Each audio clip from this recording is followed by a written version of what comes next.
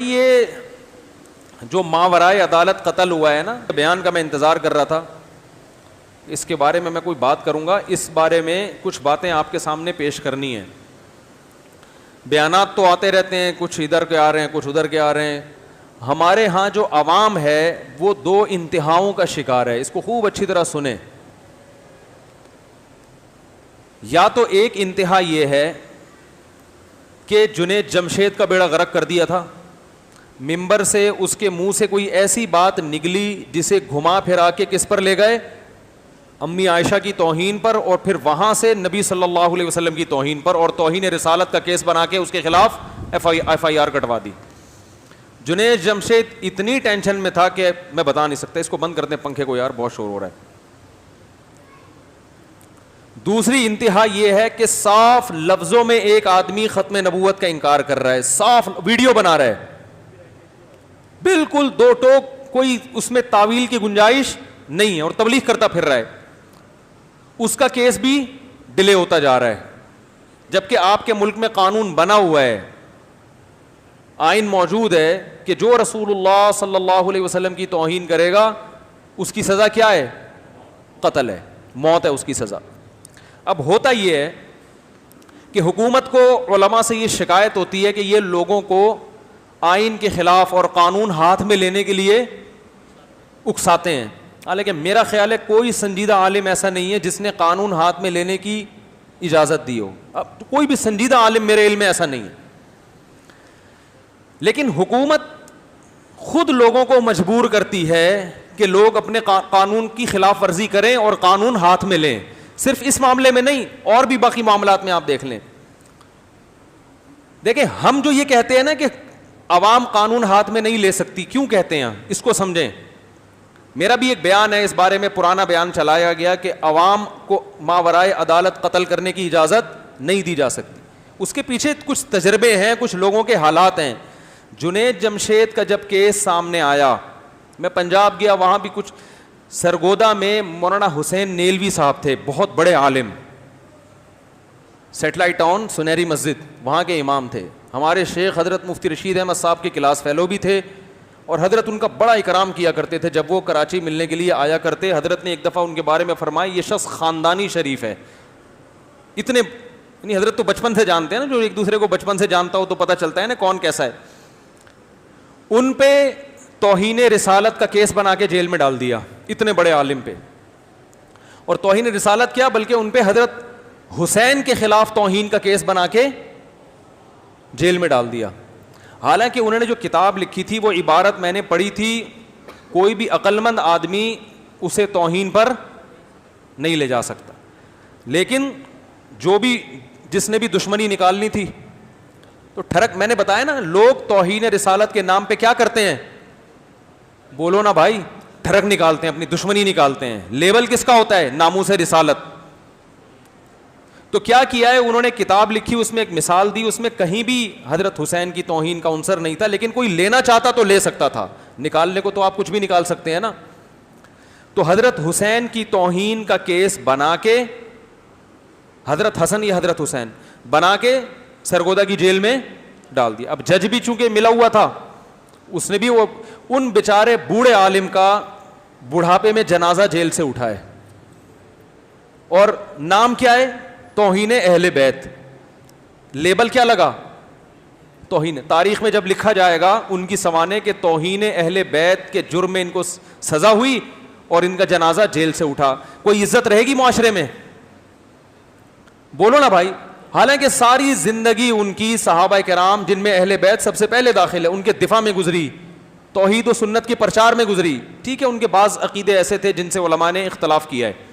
وہ رسول اللہ صلی اللہ علیہ وسلم کی قبر کے قریب کھڑے ہو کر جب ہم سلام کرتے ہیں تو وہ براہ راست سننے کے قائل نہیں تھے. یہ تو علماء میں ہوتا ہے.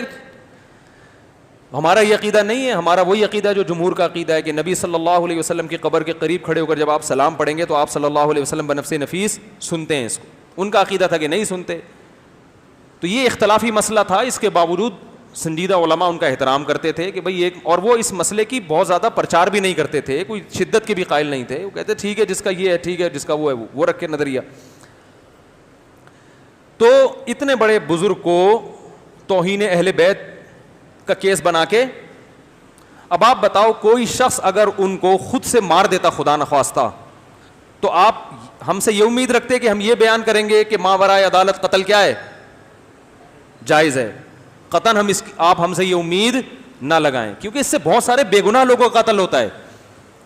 عدالت کا کام یہ ہوتا ہے کہ عدالت یہ چیک کرتی ہے کہ واقعی توہین ہے بھی یا نہیں ہے, ایک بات. نمبر 2, یہ پاگل مجنون دیوانہ تو نہیں ہے. بعض دفعہ لوگ پاگل, ہم ایسے پاگلوں سے ملے ہیں. ایک دفعہ ایک آدمی مسجد میں بیٹھا ہوا عبادت کر رہا تھا, بہت عبادت کر کر کے نا وظیفہ کسی نے بتا دیا, اس کا دماغ کیا ہو گیا, ادھر توجہ رکھیں, بارش ہو رہی ہے تو ہونے دیں بھائی, اس کا دماغ کیا ہو گیا, بول لو نا, پاگل ہو گیا. میرے والد صاحب کے پاس آیا, میرے والد صاحب جانتے تھے یہ تھوڑا سا بہت زیادہ ذکر کر کے سیٹنگ آؤٹ ہو گئی ہے. میرے والد صاحب سے کہنے لگا کہ مجھے جو ہے نا بشارتیں مل رہی ہیں کہ امام مہدی میں ہی بننے والا ہوں, امام مہدی میں ہی بننے والا. اب والد صاحب جانتے تھے یہ بیچارہ کھسک گیا ہے, اور اس طرح میں نبی بھی بننے والا ہوں. اب ہمارے والد صاحب اٹھ کے اس کو قتل کر دیتے, جان سے مار گردن اڑا دیتے, اور پھر حکومت پکڑتی, بولتی بھائی کیوں مارا, تو وہ کہیں اس نے میرے سامنے توہین کی ہے. امام مہدی کا دعویٰ بھی تو ایک قسم کی توہین ہے نا. جو نبی کے جانشین بن کے آئیں گے تو وہ تو امام مہدی ہوں گے, تم تھوڑی ہو. ہر مکھنچو اٹھ کے کہے میں نبی کا جانشین ہوں, تو یہ توہین کس کی ہے, تو نبی کی ہے. تو اس کو جان سے مار دیتے اور بولتے, ریکارڈنگ بھی دکھا دیتے کہ دیکھو اس نے خود بولا ہے, ثبوت بھی پیش کر دیتے. تو یہ عقل مندی کا کام ہوتا. گورنمنٹ پکڑتی کہ نہیں پکڑتی؟ گورنمنٹ کہتی کہ بھائی یہ کام, کہ وہ دماغ اس کا صحیح کام کر بھی رہا تھا کہ نہیں کر رہا تھا, وہ پاگل تو نہیں ہے, دیوانہ تو نہیں ہے, ایم مکھنچو کوئی بھی اٹھ کے کچھ بھی بول دے. آپ کہہ سکتے ہیں گورنمنٹ اپنی ذمہ داری پوری نہیں کرتی, اور واقعی نہیں کرتی. میں ابھی اس پہ آ رہا ہوں, لیکن میں ابھی اس واقعہ بتا رہا ہوں. والد صاحب ہمارے تھے سمجھدار, عاشق رسول بھی تھے الحمدللہ, لیکن ان کو پتا تھا کہ یہ آدمی بے وقوف ہے. تو والد صاحب نے اس کو سمجھایا, بیٹا یہ بات میرے سامنے کی ہے, اس کو یہیں پی جا. امام مہدی جو تو نے بننے کا پروگرام ہے نا یہ پروگرام کینسل کروا دے اللہ کی طرف سے, کوئی پیل پال دے گا تجھے بیٹھے ہوئے, سمجھ رہے ہیں؟ تو وہ پتہ نہیں پھر اس نے رجوع کیا کہ نہیں کیا, ڈر گیا یا کیا ہوا. بہت سے لوگوں کا دماغی توازن خراب ہوتا ہے. بعض دفعہ آپ کا عمل ایسا ہوتا ہے جس میں دونوں پہلو نکل رہے ہوتے ہیں, توہین کا بھی اور بعض دفعہ تعظیم کا بھی. مثال کے طور پر قرآن کے اوراق کو جلانا یہ توہین ہے نا, لیکن یہ تعظیم بھی ہے. اگر آپ اس نیت سے قرآن کے اوراق کو جلا رہے ہو کہ لوگوں کے پاؤں میں آئے گا, بے اکرامی ہوگی, تو بہتر ہے جلا کے راکھ کر دیا جائے. تو یہ توہین ہے یا تعظیم ہے؟ تعظیم ہے یہ. حضرت عثمان نے قرآن جلایا کہ نہیں جلایا؟ حضرت عثمان رضی اللہ تعالیٰ عنہ نے قرآن میں تحریف سے بچنے کے لیے جتنے نسخے تھے سارے آگ لگا دیے. صرف صحابہ کے اجماع سے جو نسخہ تیار ہوا نا سب کے, وہ ایک رہنے دیا جس کو مصحف عثمانی کہا جاتا ہے, تاکہ تحریف نہ ہو. کاپیاں اس کی شائع کی گئیں, جو آج تک رکھا ہوا ہے ترکی کے عجائب گھر میں. باقی سارے کیا کر دیے؟ جلا دیے. تو یہ قرآن کی توہین تھی؟ یہ تعظیم تھی قرآن کی, کہ قرآن کو محفوظ کیا جائے. سرگودا میں ایک ادارہ ہے جو مقدس اوراق کی حفاظت کے لیے. یہ میں قوم کے جذباتی پن بتا رہا ہوں کہ میرا جو بیان آیا تھا نا کہ ماورائے عدالت قتل جائز نہیں ہے, وہ کیوں آیا تھا؟ وہ یہ قوم کے یہ اس حالت کو دیکھ کر آیا تھا. اس پہ لوگوں نے جو فضول باتیں کی ہیں. سرگودا میں ایک ادارہ ہے جس کا کام ہے مقدس اوراق کی حفاظت. وہ بیچارہ ادارہ ہی, مولانا سیف اللہ صاحب ہوتے ہیں سرگودا میں, ہمارے بہت اچھے دوست ہیں جن کی دعوت میں سرگودا بیانات کے لیے بھی گیا تھا, وہ اس کے ذمہ دار ہیں.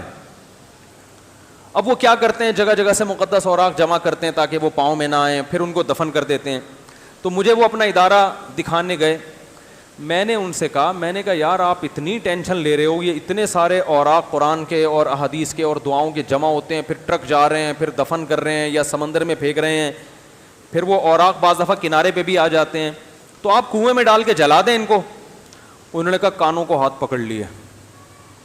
انہوں نے کہا بھائی یہ قوم بڑی جذباتی ہے.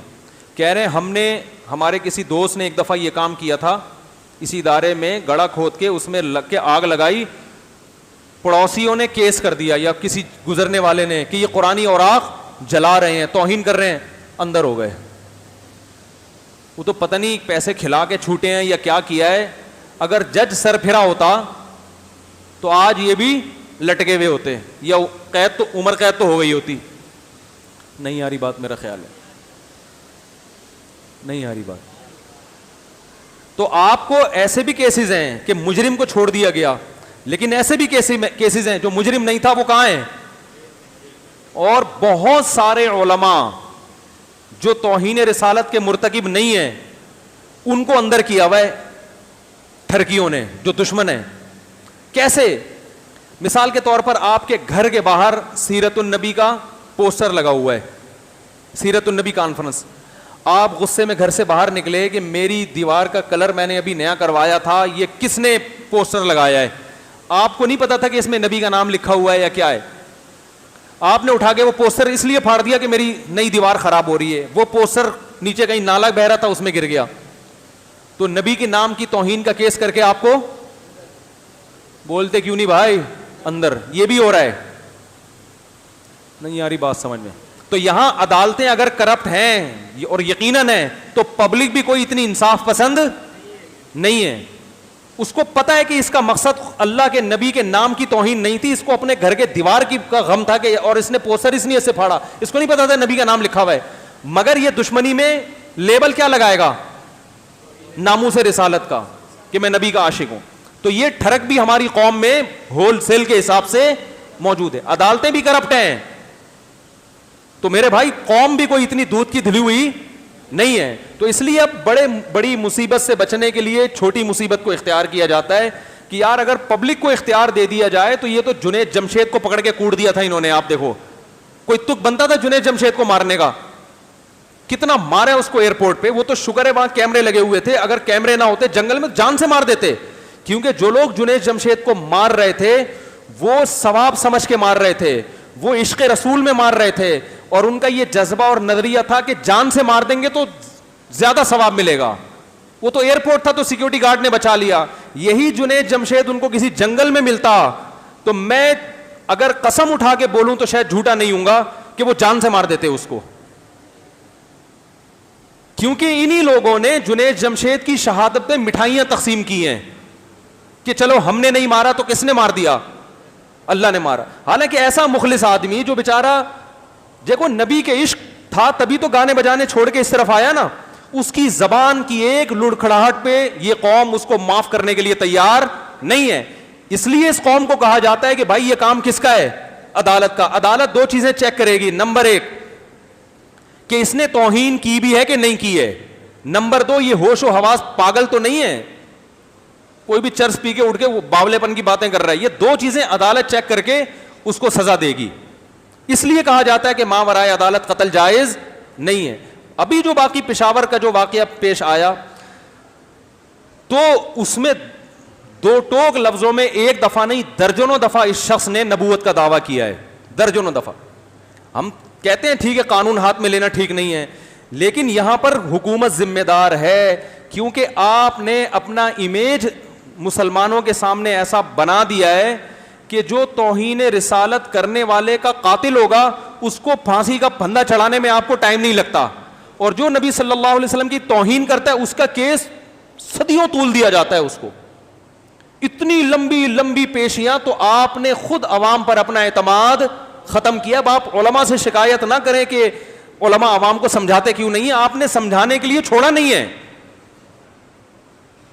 کیسے سمجھائیں بھائی اس عوام کو؟ لوگ بولیں گے مفتی صاحب آپ کہہ رہے ہو ماورائے عدالت قتل جائز نہیں ہے, تو عدالت پھانسی پہ چڑھا دے تو ہم نہیں کریں گے ماورائے عدالت قتل. عدالت اپنی ذمہ داری کہاں پوری کر رہی ہے؟ دیکھو میں ایک بات بتاتا ہوں آپ کو. جب اسلام دنیا میں آیا نا اس سے پہلے ہوتا یہ تھا کہ اگر کسی شخص نے کسی کے باپ کو قتل کر دیا تو بیٹا اپنے باپ کا قصاص لیتا تھا, کیونکہ کوئی عدالت اور کوئی قانون بولو بھائی نہیں تھا. اب قاتل نے آپ کے باپ کو اگر قتل کیا اس کے پاس کوئی ریزن تھی, کوئی معقول ریزن تھی, کہ بھائی تمہارے باپ نے یہ کیا, بدکاری کی ہے, زنا کیا ہے, جو بھی کیا ہے, اس بیس پہ میں نے مارا ہے اس کو. اب مقتول جو ہوتا تھا نا, اس کا بیٹا وہ اپنے باپ کے قاتل کو تلاش کرتا تھا کہ میں اس کو ماروں گا, کیونکہ قانون بولو بھائی نہیں ہے. اب اس میں تو انتقام کی آگ بھڑک رہی ہے نا.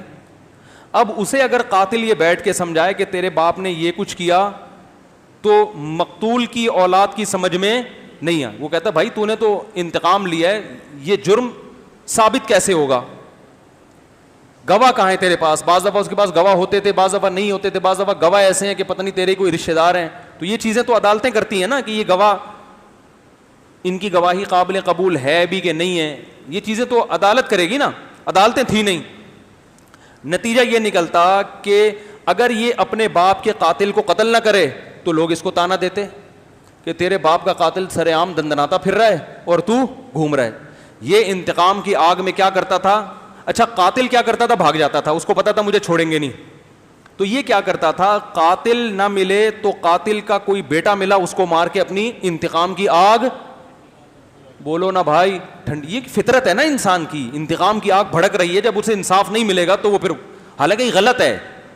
اب اگر کوئی مفتی اس پہ بیان کرے تو مفتی سے آپ اگر یہ بیان نکلوانا چاہو کہ قاتل کو, مقتول کے وارث کو قاتل نہیں ملا تو قاتل کا بیٹا مل گیا تو اس کو مار دو, تو مفتی یہ بیان کرے گا؟ وہ کبھی نہیں کرے گا. وہ بھائی کیسے اجازت ہے؟ لیکن مفتی ساتھ ساتھ یہ بھی کہے گا کہ اگر اس وقت کی گورنمنٹ ہے جو اس کے باپ کو نہیں پکڑوا رہی اور مقتول کے وارثوں کا کوئی تلافی نہیں کر رہی, تو پھر یہ ہوگا, چاہے غلط ہو چاہے صحیح ہو. یہ کیا ہے؟ بولو بھائی, یہ ہوگا. لوگ خود سے کریں گے یہ کام. تو اب ہوتا یہ تھا کہ مقتول کے وارث کو قاتل نہیں ملتا تو قاتل کا جو رشتہ دار ملا اس کو مار دیا. جب اس کو مارا ہے تو وہ کہتا تھا کہ میرا تو کوئی جرم نہیں ہے, مجھے کیوں مارا؟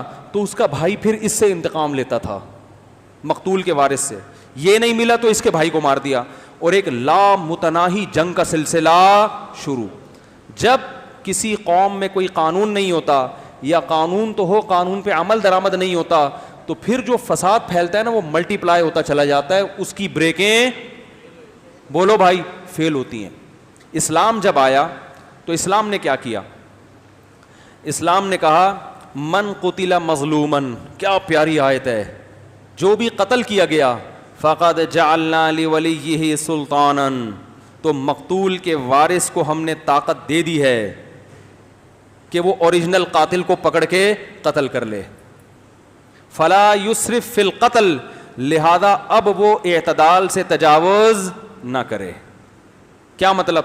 صرف قاتل کو مارے, اس کے کسی رشتہ دار کو نہ مارے, اور قاتل کی بھی گردن اڑائے, اسے کوئی اور سزا نہ دے. پہلے ہوتا تھا اونٹوں میں باندھ کے گھسیٹ رہے ہیں, آگ میں ڈال رہے ہیں, قتلے کر رہے ہیں, نہ قتل کا بدلہ کیا ہے؟ فلا یسرف فی القتل انہ کان منصورا. کیا پیاری آیت ہے. فرمایا اس لیے کہ اب اللہ نے مقتول کے وارث کی مدد کر لی ہے. کیا مطلب؟ اللہ نے جو مسلمانوں کا بادشاہ ہے, خلیفہ ہے, اس کو یہ آرڈر کیا ہے کہ تیری ذمہ داری ہے کہ قاتل کو پکڑ کے مقتول کے وارث کے حوالے کر دے, پھر اس کی مرضی معاف کرے چاہے اس کو قتل کر دے. اور گورنمنٹ کے پاس یہ وسائل اور ذرائع ہوتے ہیں کہ وہ مجرم کہیں بھی جائے اس کو پکڑ کے مقتول کے وارثوں کے حوالے کر دے. دیکھو اللہ نے یہ نہیں کہا کہ ہم نے گورنمنٹ کو یہ حکم دیا ہے کہ وہ قاتل کو قتل کر دے. نہ گورنمنٹ قتل کرے گی تو مقتول کے وارث کے جذبات ٹھنڈے نہیں ہوں گے. نہیں آ رہی بات سمجھ میں؟ گورنمنٹ کا تھوڑی کچھ نقصان کیا اس نے, نقصان تو اس بیٹے کا کیا جس کے باپ کو مارا ہے. تو اللہ نے فرمایا ہم نے مقتول کے وارث کو کنٹرول دے دیا ہے, گورنمنٹ کے ذریعے دیا ہے. یہ کہ حکومت کا کام کیا ہے کہ تیرے باپ کا قاتل گھوم رہا ہے, حکومت پولیس کے ذریعے اپنے وسائل کے ذریعے اس قاتل کو پکڑے گی اور پکڑ کے آپ کی خدمت میں پیش کرے گی کہ اس نے آپ کے باپ کو مارا ہے, یہ آپ کے حوالے ہے, یہ بھاگ نہیں سکتا. اسلامی حکومت ہے, یہ کہیں بھاگ نہیں سکتا. اب آپ کی مرضی اس کو قتل کر دیں, آپ کی مرضی دیت لے کے چھوڑ دیں, آپ کی مرضی ویسے ہی چھوڑ دیں. تو اللہ فرماتے ہیں جب ہم نے یہ قانون بنا دیا ہے اور ہم نے جو مسلمانوں کا حاکم ہے اس کو یہ حکم کر دیا ہے تو عوام کو قانون ہاتھ میں لینے کی ضرورت, آیت کا یہ مطلب ہوا نا, یعنی ہاتھ میں لینے کا مطلب یہ کہ خود سے حد سے تجاوز کرنے کی ضرورت نہیں ہے. تو جس معاشرے میں قانون ہو اور قانون پر عمل ہو اس معاشرے میں ماورائے عدالت قتل کے واقعات نہیں ہوتے. اور جس معاشرے میں آپ نے اپنا امیج یہ بنا دیا ہو کہ ہم نے قسم اٹھائی ہوئی ہے کہ ہم نے کچھ بھی نہیں کرنا. آسیہ بی بی کے کیس میں یہی ہوا. کچھ لوگوں نے تو کہا سپریم کورٹ نے غلط فیصلہ کیا, اس کو چھوڑ دیا. کچھ نے کہا کہ سپریم کورٹ نے بالکل صحیح کیا. میں نے اس وقت یہ بات کی تھی کہ سپریم کورٹ کو جب یہ اختیار ہے کہ وہ فیصلہ کرے کہ آسیہ بی بی نے توہین کی تھی یا نہیں کی تھی, تو ہم سپریم کورٹ کا یہ اختیار اپنے ہاتھ میں نہیں لینا چاہتے. میں نہیں فیصلہ کر سکتا کہ آسیہ بی بی نے توہین کی یا نہیں کی ہے, یہ حق سپریم کورٹ ہی کا ہے. لیکن سپریم کورٹ فیصلہ کرنے میں وہ تمام پابندیاں تو پوری کرے نا جو سپریم کورٹ کی ذمہ داری ہے, تب ہمیں اعتماد آئے گا کہ سپریم کورٹ نے کیا کیا ہے. پہلے ہائی کورٹ سے فیصلہ ہوا کہ اس نے توہین رسالت کی ہے اور سزا سنائی گئی, پھر اپیل ہوئی, پھر اس اپیل کو مسترد کیا گیا. دو کورٹ نے فیصلہ سنا چکی ہے, دونوں نے کہا ہے کہ اس نے توہین کی ہے. سپریم کورٹ نے چند دنوں کے اندر فیصلہ کر دیا کہ توہین نہیں کی ہے. او بھائی سپریم کورٹ کچھ ٹائم تو لگاتی نہیں. یاری بات سمجھ میں, دو کورٹ کے فیصلے کو آپ ریجیکٹ کر رہے ہو اور ریجیکشن میں ایک ہفتہ بھی نہیں لگ رہا آپ کو, تو اس کا مطلب یہ کہ آپ خود لوگوں کو کیا کر رہے ہیں. میں ابھی بھی نہیں کہتا کہ سپریم کورٹ نے غلط, ہو سکتا ہے آسیہ بی بی نے نہ کی ہو, ہمیں کیا پتا بھائی, میں تھوڑی وہاں بیٹھا ہوا تھا. لیکن سپریم کورٹ اگر یہ فیصلہ کر رہی ہے کہ آسیہ بی بی نے توہین نہیں کی, تو فیصلہ کرنے میں قوم کو الو بنانے کے لیے کم از کم 2 مہینے لگا دو یار. 2 مہینے تک ٹرائل ہونے چاہیے, 3 مہینے ہو جائیں, 4 مہینے ہو جائیں, الو بن جائے, یہ قوم بیوقوف بن جائے. اس کو بتا دو ہم نے بہت گہرائی میں جا کے کیس کی سماعت کی ہے, ادھر کیس آیا, ادھر کڑ کڑ کڑ کڑ کوئی توہین نہیں کی ہے. یا تو پہلی دفعہ کیس آیا ہوتا نا, 2 کورٹ آپ کی کہہ چکی ہیں کہ یہ توہین کی مرتکب ہے, تو اس 2 کورٹ کے فیصلے کو غلط قرار دینے میں سال تو لگنا چاہیے. نہیں آ رہی سمجھ میں تو رہنے دو. کورٹ نے فیصلہ سنانے میں سال لگا دیا, لیکن اس فیصلے کو غلط قرار دینے میں ایسے, تو بھائی آپ کیوں علماء کو آزمائش میں ڈال رہے ہو؟ صحیح ہے نا, آپ کیوں علماء کو کیوں آزمائش میں ڈال رہے ہو؟ آپ خود ایسے فیصلے کر رہے ہو کہ قوم قانون اپنے ہاتھ میں لے. تو اسی طرح یاد رکھو توہین رسالت کا جو مسئلہ ہے اس میں بھی یہی ہے کہ آج تک میں مانتا ہوں کہ بہت سے بے گناہ بھی اندر ہیں, میں مانتا ہوں, لیکن بہت سے جینین کیس بھی تو ہیں نا, جنہوں نے 2 ٹوک صاف, یہ جو ابھی جو پشاور میں ہوا ہے یہ تو صاف لفظوں میں ویڈیو بنا کے ڈال رہا ہے. پاگل ہوتا ہے, 1 دفعہ ہوتا ہے, 2 دفعہ ہوتا ہے, پھر بھی جب انصاف نہیں ملے گا تو بھائی پھر ایسا ہی ہوگا. اور دوسری بات یہ کہ ٹھیک ہے ہم یہ کہتے ہیں کہ ماورائے عدالت قتل ٹھیک نہیں ہے, حکومت چاہتی ہے کہ عوام علماء یہی کہیں کہ ماورائے عدالت قتل ٹھیک نہیں ہے, لیکن حکومت یہ نہیں چاہتی کہ عدالت قانون کو فالو کرے. یعنی حکومت اپنی مرضی کی بات تو چاہتی ہے کہ علماء کہیں, کہ علماء لوگوں کو یہ سمجھائیں کہ ماورائے عدالت قتل.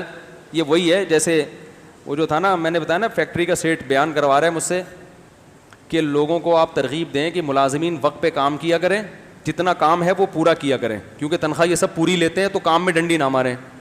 تو میں نے کہا ایک بیان تو ملازمین کے ہوگا اور ایک بیان کمپنی کے مالکان کے لیے ہوگا. وہ بیان یہ ہوگا کہ ملازمین کو ٹائم پہ تنخواہ بولو بھائی دے دیا کریں, کیونکہ قرآن نے ڈنڈی مارنے کا حکم صرف ملازمین کو نہیں روکا, اس سے کمپنی کے مالکان کو بھی روکا ہے, اور کمپنی کے مالکان کو ملازمین کے ساتھ احسان کرنے کا بھی حکم دیا ہے کہ جو تمہارے ماتحت ہیں ان پر کیا کرو, بونس بھی دے دیا کرو. کسی کی بچی کی شادی کا مسئلہ ہے اس کے ساتھ تعاون کر دو, کسی چھڑے چھاڑ کی خود کی نہیں ہو رہی اس کے ساتھ تعاون کر دو. وہ بالکل ایسے گھننے بن کے بیٹھے ہوئے ہوتے ہیں. تو حقوق لینے کی بات ہے تو حقوق دینے کی بات بھی ہے نا. تو گورنمنٹ یہ چاہتی ہے کہ علماء یہ بیان کریں کہ ماورائے عدالت قتل کی اجازت عوام کو نہیں دی جا سکتی, اور علماء جتنے بڑے سنجیدہ علماء یہی بیان کرتے ہیں. لیکن گورنمنٹ یہ بھی چاہتی ہے کہ یہ بھی نہ کہا جائے کہ عدالت میں جو خلا ہو رہا ہے نا اس کی شریعت میں کوئی حیثیت بولتے کیوں نہیں بھائی؟ یہ جو عدالت میں خلا ہوتا ہے نا، طلاق دینے کا اختیار جج کے پاس نہیں ہے. جج صرف اپنی بیوی کو طلاق دے سکتا ہے، آپ کی بیوی کو جج طلاق نہیں دے سکتا. کوئی بھی عورت اٹھ کے چلی جائے، بس جج نے خلا کی ڈگری پکڑانی ہے. جب ہم اس کے خلاف بولتے ہیں گورنمنٹ کو، تو حکومت چیختی ہے کہ یہ لوگوں کو کیا کر رہے ہیں؟ عدالت کے خلاف اکسا رہے ہیں. اور بہت سے علماء اس وجہ سے بند ہو گئے بیچارے. میں تو پھر بھی بول رہا ہوں ابھی تک. بعض علماء نے عدالت کی خلا کے خلاف فتویٰ دیا ریٹن میں، کسی ایک آدمی کو جیل.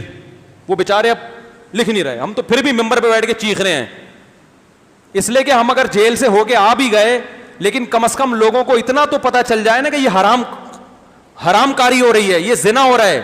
عدالت خلا کی ڈگری پکڑاتی ہے، عورت کہیں اور شادی کرتی ہے، وہ زنا ہے. کچھ خلا کے کیسز ایسے ہیں جن کو ہم مانتے ہیں کہ عدالت کا خلا درست ہوگا، لیکن نارملی ایسا نہیں ہے. طلاق کا اختیار کس کے پاس ہے؟ اور صدیوں سے ہے. تمام عیسائیت میں بھی، یہودیت میں بھی، اسلام میں بھی جتنے آسمانی مذاہب ہیں، تمام آسمانی مذاہب میں عورت کی شادی اس کی مرضی کے بغیر نہیں ہو سکتی. لیکن جب اپنی مرضی سے آ گئی تو اپنی مرضی سے نہیں سکتی. جانے کے لیے کس سے ڈیورس لینی پڑے گی؟ شوہر سے. ہاں کچھ کنڈیشن ایسی ہیں جن میں عدالت نکاح ختم کر سکتی ہے، لیکن وہ کچھ محدود ہیں. عدالت، اس لیے ہم کہتے ہیں عدالت نے جب خلا کی ڈگری دی تو کسی دارالفتہ سے پتہ کر لو، مدرسے سے، کہ یہ خلا صحیح ہوا بھی ہے کہ نہیں ہوا. بعض دفعہ ہو بھی جاتا ہے لیکن اکثر نہیں ہو رہا. تو اب یہاں حکومت چاہتی ہے کہ ہم لوگوں کو کہیں کہ ملک کے اچھے شہری بن کے رہیں. او بھائی تم ہمارا قرآن کی دھجیاں اڑا رہے ہو، تم زنا کو معاشرے میں پروموٹ کر رہے ہو، تم فیملی سسٹم کی واٹ لگا کے رکھ دی ہے تم نے، اور ہم کہیں کہ لوگ عدالت کو فالو کریں.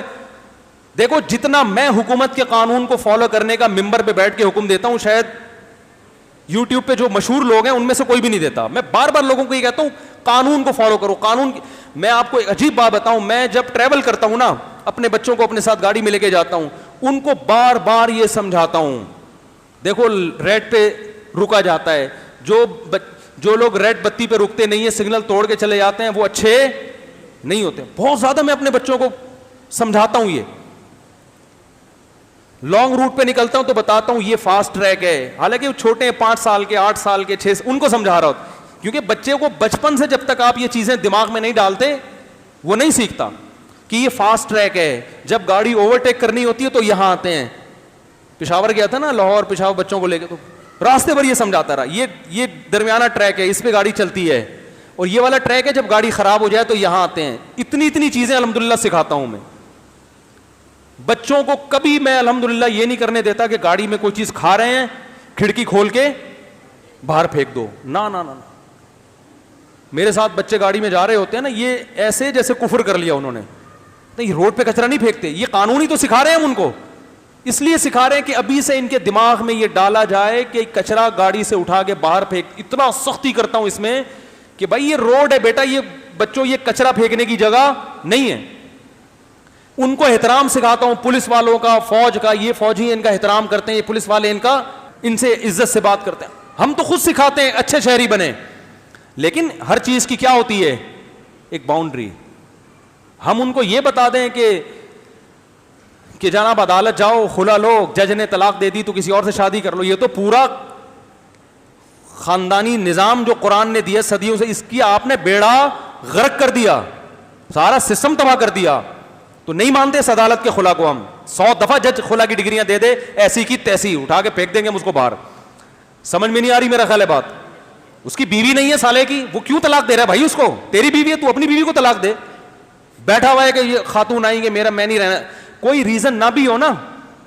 دیکھو عورت عدالت میں جا کے کہہ دے میرا میاں بہت اچھا ہے، نیک، پرہیزگار، کبھی کسی انٹی کو اس نے نظر اٹھا کے نہیں دیکھا، جب بھی دیکھتا ہے ٹکٹکی باندھ کے دیکھتا ہے، اتنا شریف ہے. اس زمانے میں اتنا بھی وہ بہت شریف ہوتا ہے بھائی. اتنی تو شرم ہے نا کہ نظر اٹھا کے نہیں دیکھ رہا، تھوڑا کنکھیوں سے دیکھ رہا ہے، تو یہ بھی بہت شریف ہے. تو آج کے شریفوں کی بات کریں گے نا خواتین.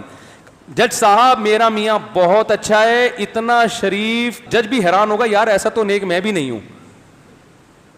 وہ خود حیران ہوتا ہے.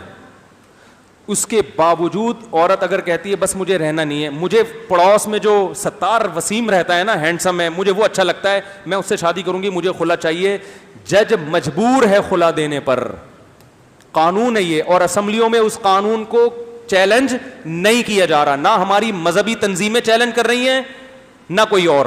اس قانون کے خلاف آواز ہی نہیں اٹھائی جا رہی, کہ جو کرنے کے جو کام ہے وہ تو ہے ہی نہیں نا. بس تھوڑے تھوڑے کچھ ایشوز ہیں جن پر ہم سب سیاست کرتے ہیں, کیونکہ عوام اس میں ساری بھیڑ بکریوں کی طرح ہمارے ساتھ ہو جاتی ہے, کوئی آواز اٹھانے والا نہیں ہے. لیکن یہ قانون 100% بولو بھائی غلط. دوسری شادی کے لیے پہلی بیوی سے اجازت ضروری نہیں ہے. اس سے بیوہ عورتوں کا بیڑا غرق ہو رہا ہے, زنا پھیل رہا ہے معاشرے میں. آپ جج سے پوچھ کے کرو گے, یونین کونسل سے, یونین کونسل کی کیا لگتی ہے وہ بیوہ جس سے آپ شادی کرنا چاہ رہے ہو؟ میں جب دوسری شادی کر رہا تھا مجھے کہا یونین کونسل سے پوچھو, میں نے کہا وہ میرا باپ ہے جو میں اس سے پوچھوں یونین کونسل سے؟ میں کسی لڑکی کو, کسی بیوہ کو, کسی طلاق یافتہ کو شیلٹر دینا چاہتا ہوں, اس کی شادی کہیں نہیں ہو رہی, وہ مجبور ہے, میں اس سے شادی کرنا چاہتا ہوں, یونین کونسل میرا باپ ہے؟ اس کی کیا لگتی ہے وہ؟ یونین کونسل والے کی اپنی بیٹی ہوگی تو کسی سے نہیں پوچھے گا, بولے گا بھائی کر لو. تو یہ قانون ہم ان سے نہیں پوچھیں گے بھائی, اللہ کے بنائے ہوئے قانون ہے, اللہ نے ہمیں اجازت دی ہے. تو پوچھ کے پاگل ہوگا جو کرے گا. میں نے کہا جاؤ. کسی نے کہا آپ کے خلاف کیس ہو جائے گا, میں نے کہا کرے گا کون؟ کہہ رہے بیوی کرے گی. میں نے کہا کر کے دیکھے بیوی کیس. بیوی اگر ہمیں جیل کے اندر کرا دے تو ہم میاں نہیں ہیں, ہم تو بیوی سے بھی کیا ہیں پھر, بولو بھائی. اور پھر جیل کرا دے, جس بیوی نے کرانا ہے کرا دے. ابھی بیان سنتی ہیں ہمارے گھر والے بھی, جس نے کرانا ہے کرا دے, 6 مہینے بعد نکلوں گا دوبارہ سے 4 شروع کر دوں گا میں. بھائی اگر ہماری بیویوں نے مل کے مجھے کہا کہ آپ نے, میں نے کسی شادی میں کوئی باقاعدہ پرمیشن نہیں لی ہے, ویسے پرمیشن تو ہوتی ہے اخلاقی, بس چلو ٹھیک ہے کر لو, لیکن وہ ریٹرن جو گورنمنٹ کی جو ریکوائرمنٹ ہے وہ ہم نے پوری نہیں کی ہے. تو میری بیوی میرے خلاف کیس کر کے مجھے, 3 بیویاں کر سکتی ہیں میرے خلاف, 2 تو کر ہی سکتی ہے نا, اندر کر سکتی ہیں, کر دیں. ہم نے بولا بھائی جس نے اندر کرنا ہے ہمیں کرا دے. جب ہم باہر نکلیں گے تو دوبارہ سے شروع کریں گے پھر ترتیب. ہم بولیں گے یہ والی ترتیب کیا ہو گئی ہے, غلط ہو گئی ہے. وہ بھائی خدا نے مرد کو اختیارات دیے ہیں, کسی کا باپ بھی نہیں چھین سکتا. تو اسلام نے ان اختیارات کو لیگل کر دیا نا, کہ بھائی اللہ نے رائٹ تو دے ہی دیے ہیں, آپ نہیں بھی دو گے تو طاقت مرد ہی کے پاس ہوتی ہے. بھائی عورت کو جتنے بھی حقوق دے دو, پاورفل پھر بھی کون ہوتا ہے, مرد ہی ہوتا ہے. تو اس لیے اسلام نے اچھا کیا, عورت کو کہا بھائی تم کمزور ہو, تم مرد کے شیلٹر میں رہو, فرما بردار بن کے رہو. غیرت مند مرد تم سے محبت کرے گا, تمہاری کڑوی کسیلی برداشت کرے گا. جو غیرت مند ہوگا تم پہ خرچ کرے گا, تمہیں ٹھکانہ دے گا, تمہارے لیے لڑے گا, تمہارے لیے خون پسینہ بہائے گا. لیکن اگر آپ عورت کو اختیار دے کے مرد کے سامنے لا کے کھڑا کر رہے ہیں تو بھائی مرد پھر غلام وہ نہیں بن سکتا, وہ پھر طلاق ہوگی, ڈیورس ہوگی, اور کچھ نہیں ہوتا اس سے.